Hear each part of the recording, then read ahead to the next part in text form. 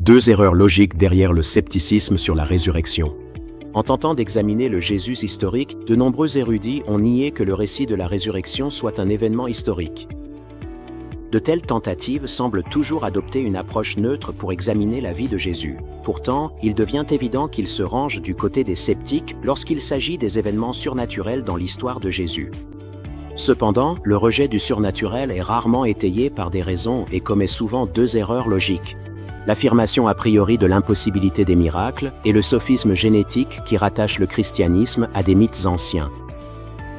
Dans leur réaction au surnaturel en général et à la vision orthodoxe de Jésus en particulier, un groupe de 74 érudits appelé le Jésus Séminaire a affirmé que le Christ du credo et du dogme ne peut plus commander l'assentiment de ceux qui ont vu les cieux à travers le télescope de Galilée.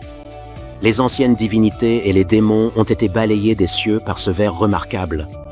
Copernic, Kepler et Galilée ont démantelé les demeures mythologiques des dieux et de Satan et nous ont légué des cieux séculiers. Appliquant une telle conclusion à la résurrection de Jésus, un érudit demande plus tard « Mais qu'en est-il de la résurrection? N'est-ce pas un événement mythique, pur et simple? De toute évidence, ce n'est pas un événement de l'histoire passée. » Une caractéristique de ce rejet du surnaturel est l'incapacité à fournir de véritables raisons pour ce rejet.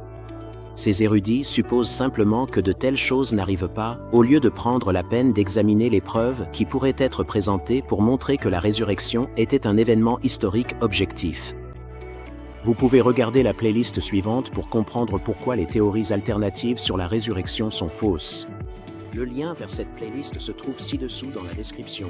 Cependant, nous aimerions vous donner un aperçu des vidéos de la liste en guise d'avant-goût. Premièrement, la théorie de la mauvaise tombe. Cette théorie suggère que les disciples de Jésus se sont tous rendus à la mauvaise tombe ce matin-là en cherchant son corps, et c'est pourquoi elle était vide. Ensuite, la théorie de l'hallucination. Cette théorie suggère que les disciples de Jésus ont tous eu une hallucination lorsqu'ils ont cru que Jésus leur apparaissait après sa résurrection, ce qui, soit dit en passant, aurait concerné plus de 500 personnes. Ensuite, la théorie de l'évanouissement.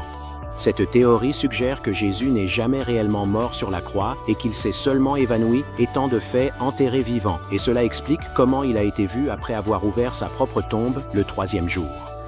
Ensuite, la théorie du corps volé. Cette théorie suggère que le corps sans vie de Jésus a été volé de la tombe par ses disciples pendant que les gardes romains dormaient à l'extérieur. Ensuite, la théorie du corps déplacé.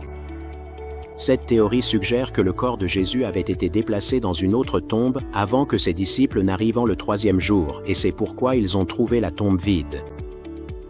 Un autre point de logique concernant le déni académique de la résurrection est la commission du sophisme génétique, qui se produit lorsque l'on conteste les origines d'une idée sans réellement évaluer sa factualité. En d'autres termes, on pense que le simple fait d'attribuer un récit de l'Évangile au style de l'auteur ou à d'autres parallèles anciens l'explique entièrement. C'est une erreur logique qui n'exclut pas l'historicité. Vous pouvez regarder la playlist suivante pour savoir pourquoi l'histoire de Jésus diffère des mythes anciens. Le lien vers cette playlist est dans la description ci-dessous.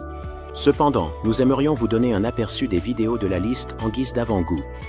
Beaucoup prétendent que l'histoire de Jésus a été recyclée à partir d'autres mythes anciens.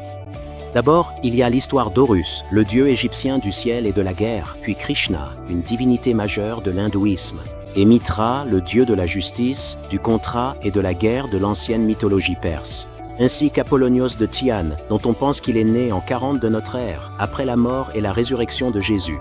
Pour conclure, il ne sert à rien d'affirmer que ces opinions sont correctes sans fournir de raisons pour les justifier.